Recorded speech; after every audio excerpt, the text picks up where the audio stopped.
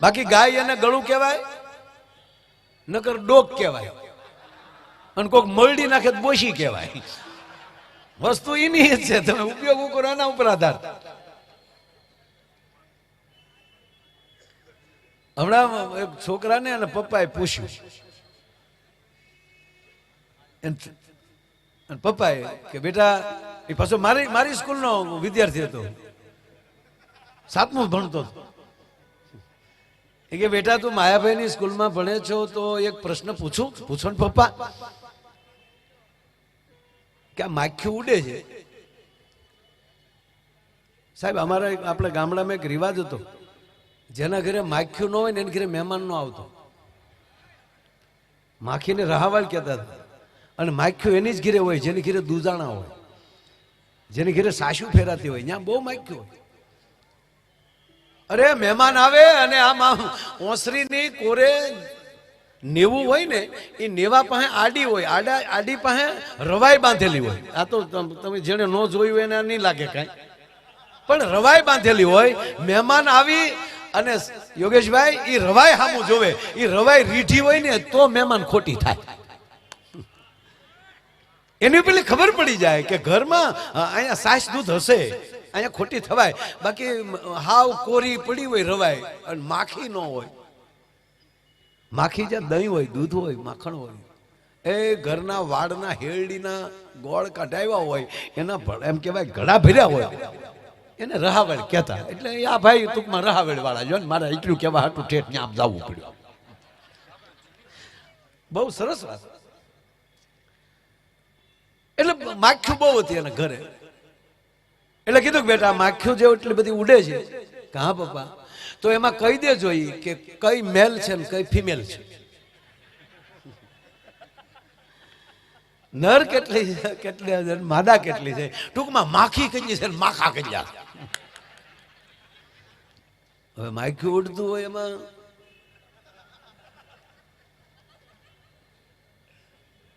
છોકરો કે પપ્પા આવો પ્રશ્ન તમારે મને પૂછાય, આ તો હેલો પ્રશ્ન છે, મારે એમ કે તમે ક્યાંક અઘરું પૂછશો. અરે બેટા આનાથી અઘરું હોય શું? તાક તમે હજી અહીંયા નિશાળે નથી આવ્યા પપ્પા, આ થોડું અઘરું કહેવાય. આ તો હાવ હેલો પ્રશ્ન પૂછ્યો કે પણ જવાબ તો દઈ દે. તાકે અરીસા પાસે ઉડે બધી માખ્યું ને આપણી માથે ઉડે માખા. અરીસાની આજુબાજુ જે બનાનાથી બોલાવે છે એ માખ્યું છે, ને આપણી ઉપર આવે છે ને ઉડાડીએ તો પાછું નાન્યા બેસે છે, એ માખા. એ બીડી લેવા આવે છે, બીડી પાવે.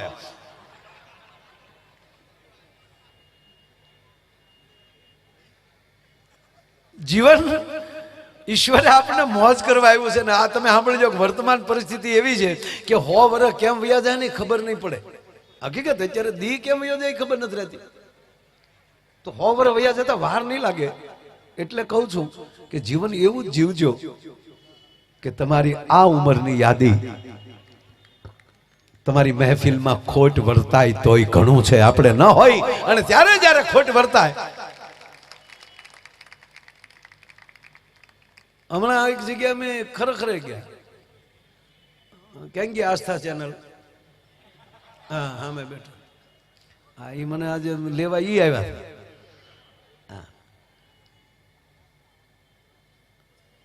ગોપાલભાઈ કેમ તમે હલતા નહીં ખડી? Thank you. કારણ કે આજે 3-4 જગ્યાએ કાર્યક્રમ એટલે ગોપાલભાઈ બધે જવાનું હોય. પણ આપણે આ ખરેખર જઈએ ને આપણને ખબર જ હોય તોય આપણે છોકરાને પૂછીએ કેમ કરતા બાપા ગુજરી ગયા. આપણે ખબર જ હોય ને, કોઈ આપણે સમાચાર આપ્યા કે ભાઈ ફલાણી જગ્યાએ તમે જે આવ્યા ફલાણા ભાઈ ત્યાં, આપણે કઈ કેમ તા કે ખબર નથી અને બાપુજી ગુજરી ગયા. એટલે આપણે કઈ શું થયું, એટલે એને કીધું જ હોય કે એટેક આવી ગયો, કે નકુસા માંગળી આવી ગઈ, કે ઉલ્ટર માંગળી નાખી.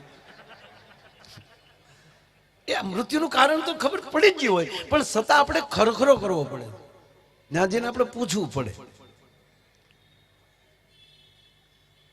લ્યો એમાંય મને યાદ આવ્યું, હાવ લ્યો એ 12 દિવસ બેસી છે ને, બેસજો કાંઈ નથી, ઘરના બેસજો.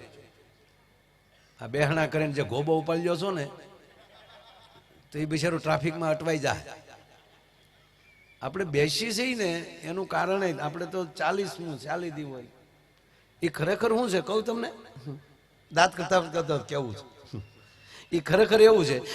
તમને સપનું આવે તો સપનામાં તો આપણે ક્યાંય આટા મારતા હોય ને, પણ જ્યારે જાગી જાય છે ત્યારે ખબર પડે કાલે લે હું તો માયાભાઈ છું, હું તો ખેરે હું તો છું. હા, ક્યારેક તો એવું સપનું આવે કે માણસને શ્વાસ જાગે તો કે હા એટલી કરી અમારે ભૂરાનું કોઈ સારું સપનું ન આવે. હા, ભૂરો સારે જાગે ત્યારે હાંફતો જ હોય, એમાં જાગે એટલે હાંફતો આપણે કે કાં ભૂરા શું થયું, હડકાયું વાહે કાં ખૂટ્યો વાહે છો હોય. હું તો આપને કહું સાહેબ સપના ટેસ્ટથી જોવાના. હા યાર, આ અત્યારે બેઠા એ સપનું છે કે હકીકત છે એ નક્કી ન કહેવાય, આનું નામ સપનું કહેવાય સાહેબ. સપનામાં મોજ હોવી જોવે. મને બહુ ખરેખર મને એવા સપના આવે હું કોઈને કહું નહીં, સપના મને બહુ મજા આવે. એવી વ્યક્તિને મળી આવું ખબર જ ન રહે. આ સપના હારા જ જોવાના. અમારો હરિદ્વારમાં પ્રોગ્રામ, ઋષિકેશ, 3 વર્ષ પહેલાની વાત કરું. ઋષિકેશ પ્રોગ્રામ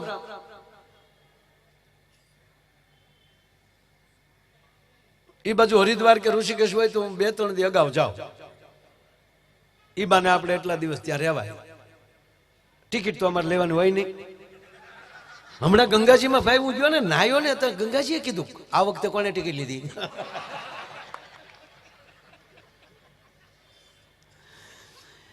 જીવન એવા જીવી નાખજો, સ્વર્ગની ટિકિટ નહીં લેવી પડી, એ તમારો સદગુરુ ટિકિટ લઈ લે ભલામણ. હા, પછી કાંઈ જરૂર રહેતી જ નથી યાર. એટલે હું જાતો હતો, એટલે ત્યાં દિલ્હીથી દેહરાદૂનની પાછી ફ્લાઇટ ચેન્જ કરતો હતો. એ ફ્લાઇટમાં બેસવા ગયો અને ભાઈ સવજી કાકાનો જ કાર્યક્રમ, સવજીભાઈ ધોળકી, તેનો ફોન આવ્યો મને કે માયા ભાઈ કેટલે? મેં બસ જો દેહરાદૂન વાળી ફ્લાઇટમાં દિલ્હીથી બેસું છું, વધી 45 મિનિટમાં મેં ઉતરી જાઉં. ફ્લાઇટમાં બેસી ગયો. મને કે સારું, આ ધ્યાનથી વાત સાંભળજો, તમને ખબર પડે. જો તો ખરા હું આવશે. વસણભાઈ કીધું એમાં જરાય ખોટું નથી, આજે મારું નક્કી નથી અમારું હું કરવું. ઈશ્વરનો માણસ છે, મને શબ્દની ખબર પડે. બે આનંદ કરીએ. એટલે મેં ગોવિંદ કાકા મને કીધું, મને કે ના માયાભાઈ તમારી માટે ગાડી સાજીદા મિત્રોની તમારી 2 એરપોર્ટની બહાર ગાડી ઊભી છે. મેં કાકા વાત સાચી, પણ મેં કીધું પછી એમણે બહુ મોટું આયોજન કરેલું, તમામ એના સ્ટાફને લઈ ગયેલા. એટલે મેં કીધું જાહેર નથી કર્યું ને ખોટા. મેં કીધું સેલ્ફી પાડે ને માણસો, આપણે આપણી સેલ્ફી ઈશ્વર પાસે પડાવવા આવ્યા છીએ. મને કે ના કોઈ નથી કીધું, તમારો ઉતારો નોખો છે. ટૂંકમાં અમે અહીંયા પહોંચ્યા, મારે ઉતારે વયા ગયા, જ્યાં અમારે ઉતરવાનું હતું ત્યાં ગયા. રાતના 8 વાગ્યા. આસ્થા રાતના 8 વાગ્યા ને યોગેશભાઈ, ત્યાં રામદેવ બાબાનો ફોન આવ્યો. મને કે માયાભાઈ ક્યારે આવ્યા? કબ આયે? मैं कीधु शाम को 5 बजे आ गया. कि कहवाय नहीं, क्या उतरा छो? मैं कीधु आ जगह. अरे मन के ना उतराय, अमे मरी गया. ये तो गाड़ी लईने आव्या अने मन लई गया पतंजलि. राते 9:30 आयुर्वेदिक भोजन कर्યું. 11 વાગ્યા સુધી હકદખની વાતો કરી. 11 વાગ્યા હોઈ ગયા. 5:30 જાગ્યા. 5:30 જાગીને યોગ ચાલુ કર્યા. 1 કલાક સુધી એણે જેમ કર્યું એમ મેં કર્યું. 6:30 સ્વિમિંગ કર્યું. 6:30 થી 7 સ્વિમિંગ કર્યું. 7:15 થયા એટલે આયુર્વેદિક નાસ્તો આવ્યો. નાસ્તો કરવા સાહેબ અમે બેઠા, ત્યાં મોદી સાહેબ નો ફોન આવ્યો रामदेव बाबा ऊपर कि बाबा आज लाइव क्यों नहीं हुए?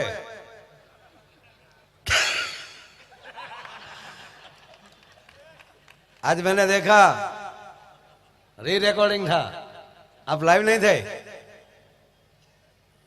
रामदेव बाबा के लाइव क्यों? माया भाई आए, अपना माया भाई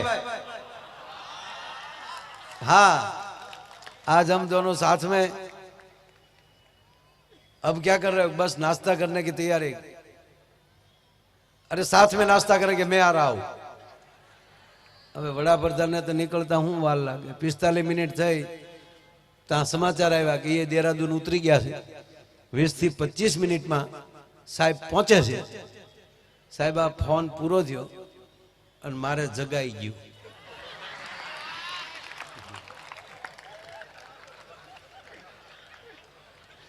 અને હું જાગી ગયો, બોલો। પછી મેં ઓશિકાને ટીકા માર્યા। હું કઈક 20 મિનિટ હુવા દીધો તો તારા બાપ નાસ્તો તો આરે કરી લે।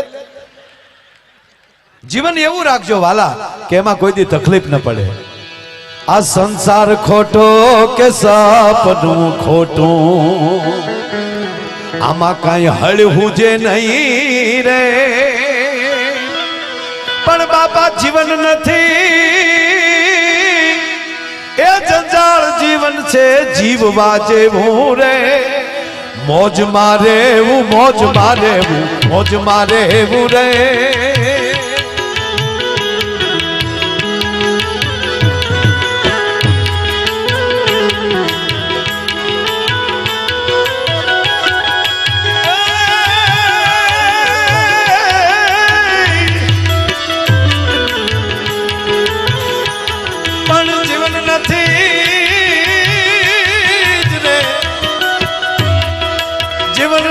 जंजाल जीवन से जीववा जेवू रे वालीड़ा। मौज मारे वो, मौज मारे, मौज मारे वो रे।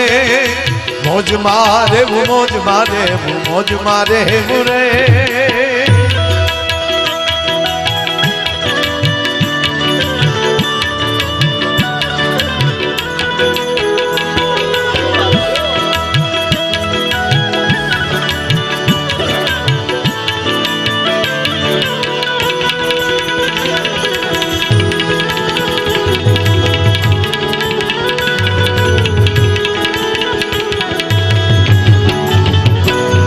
સાહેબ આ શરીર છે ને એ ભગવાન કૃષ્ણની વાહણી જ છે।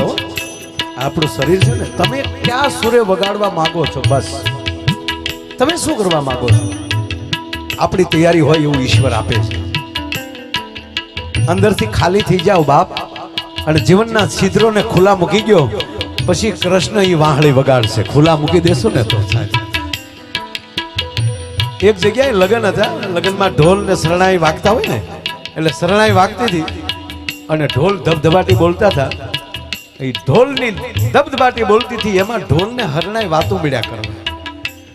ઢોલ શરણાઈને પૂછે છે કે હે હરણાઈ, તે એવા ક્યાં પુણ્ય કર્યા કે માનવીઓ તારા એના હોઠ ઉપર તો તારું ઓશિકું રાખે, અને એના આંગળીના ટેરવાથી ને એમાંય તારા પૂર્વજ વાહળી એ તો ભગવાન કૃષ્ણના હોઠે પોકી ગઈ હતી। તો એવા શું પુણ્ય કર્યા કે આવા તમને લાભ મળે છે? અને અમે હું એવા પાપ કર્યા કે ડોકમાં નાખ્યા નખીને ધબધબાટી બોલી નથી? ત્યારે વાહળીએ જવાબ આપ્યો, અમે અમારા જીવનના છિદ્રો ખુલ્લા મૂકી દીધા છે।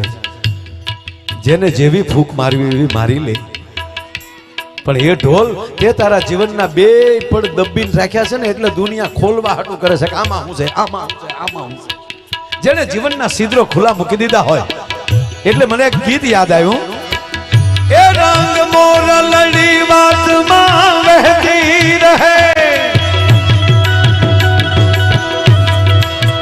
એ રસ ખેલાને કાનમાં કહેતી રહે। રંગ મોર લડી વાતમાં વહેતી રહે,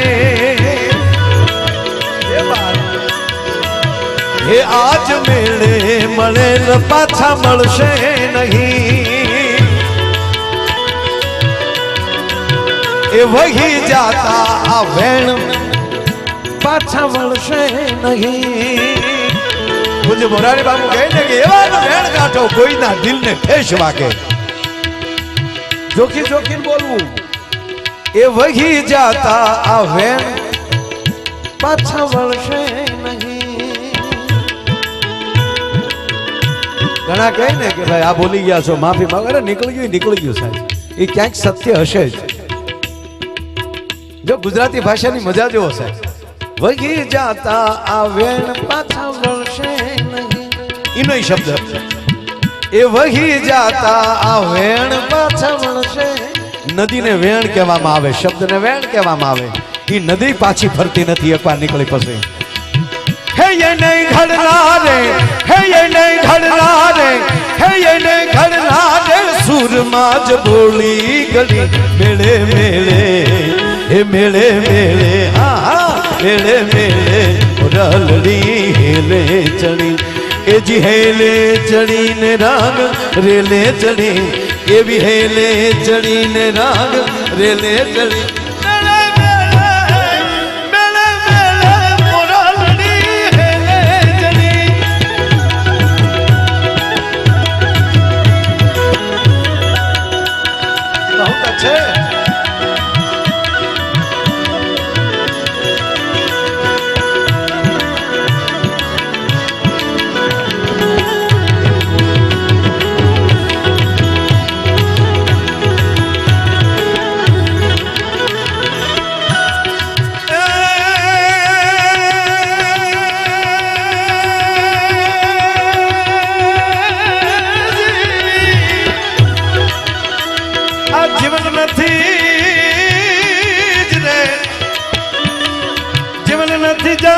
જીવન છે જીવવા જેવું રે, આવી મોજ મારે મોજ મારે